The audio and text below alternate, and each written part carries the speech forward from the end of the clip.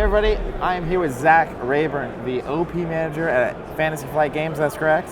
Asmodee North America. We're here Asmodee North representing America, Fantasy Flight. here representing Fantasy Flight Games. How are you doing? How's the weekend going? We're at the Hoth Open. How's it been going? It's been going great. This has been an amazing event. Many players coming up to us and telling us how much they enjoyed these 3 days of competition. A few are sticking around for tomorrow's events too. So we've just been really happy to see so many people coming together to play X-Wing for some big prizes. Yeah, and it's been fantastically run, very smooth, on time, all that kind of stuff, so that's great to see. So you guys recently made some huge, sweeping, massive, big OP announcement changes, right? Yep. Among them, we have 2 different World Championships. Yep. We have 4 quarters a year of prize kits for the store level stuff, store championships, regionals. You have stuff like the Hoth Open series, the whole Open series for X-Wing happening. Tell me a little bit about the mentality on your side behind organized play, right? Like, you guys aren't doing big cash prizes, big pools like that, computers, that kind of thing. So what is the intent behind the prize? What's your general big sweeping thought process behind all of these little changes that happen? Yeah, no, basically the reason we split things up and kind of created this opportunity to spotlight each game a little more heavily by separating out some tracks and having those 2 World Championships was really because we just wanted to see all those games have the opportunity to grow and thrive. There's a lot of cross events that are happening same time of the year, same time of the month even, and eventually you just run out of days in the week, weekends of a season. So we wanted to separate those out for that reason.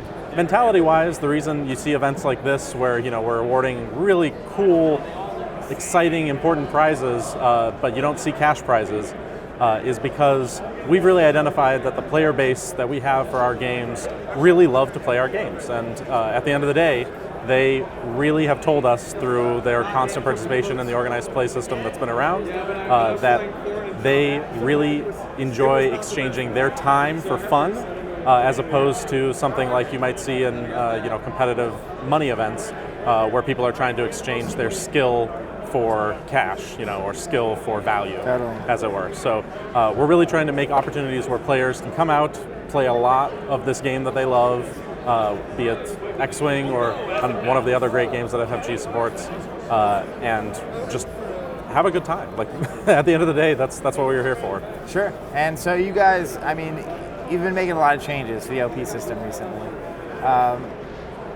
What change recently are you most excited about moving forward? Which one do you think has the biggest impact on the success of the OP program? I think undoubtedly it's the separation of the seasons, and then also due to the World Championships being placed where they are in the year, it creates this opportunity for us to really get stores more involved, the retailer, because at the end of the day, that's where these big organized play programs all start from. The store is the most important level that events are happening. It's the foundation. At. That's it, yeah.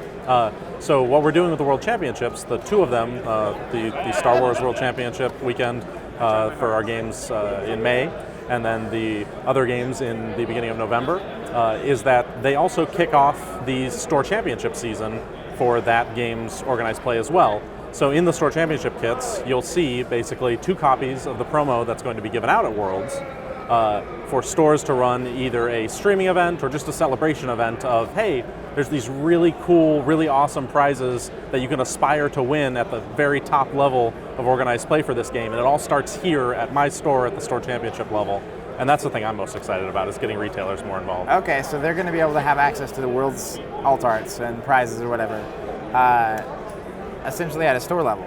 Correct. But yeah. It's a little more limited than like everybody gets one. Right. There's 2 in there, and we kind of encourage retailers to either design a really fun event. They can just have people come in and play the game for fun and give out the prizes randomly, or they could do something like use a tournament kit and award them in addition to the tournament kit prizes to the top 2 players. Sure. Or they could even do something like hold a trivia night, or at the cosplay whatever event. They want to do, right? Exactly. We just want people to get excited about this great aspirational tiered system of playing events that we really rely upon to get people involved in the game from the store level up. Now, that is, you mentioned something there that you guys do that's a little bit unique, right? Which is, you have a certain amount of your support and prize kits that you allow stores to kind of do what they want with. So you give them the freedom to kind of build it how they want to build it. Now, any particular thoughts behind that? Why you do that, and why you don't necessarily have as structured of the rules as other people might? No, that's a very valid question. The base level thing that we always are trying to accomplish with our events is that we're trying to get stores to support their local players, right? And there's always going to be challenges to any system, but at the end of the day, as a store, as a retailer, it's our belief that those individuals know that player base better than we ever could. We have a very general, wide view of the player base in general, but we have to look worldwide. We have to look at places where there's not stores that can hold a 40-man event within thousands of miles. Sure. So the prize kits that we produce, we really are looking for those stores to figure out how that best works for their player group. That being said, starting at the championship level, and you'll see it even more going forward, we have a very rigid set of how we want those events to be run. Sure. And you'll see some kind of enforcement and whatnot coming along for that shortly. But basically, we're trying to get stores to realize that the base level of all of the organized play that we do, the tournament kits, is for them to use in whatever way makes most sense for the players that are coming into their shop on a weekly basis. Sure. And so, there's, like you were saying, at the store championship level is when it kind of starts tiering up, right? It's a little more structured and rules and things. Right.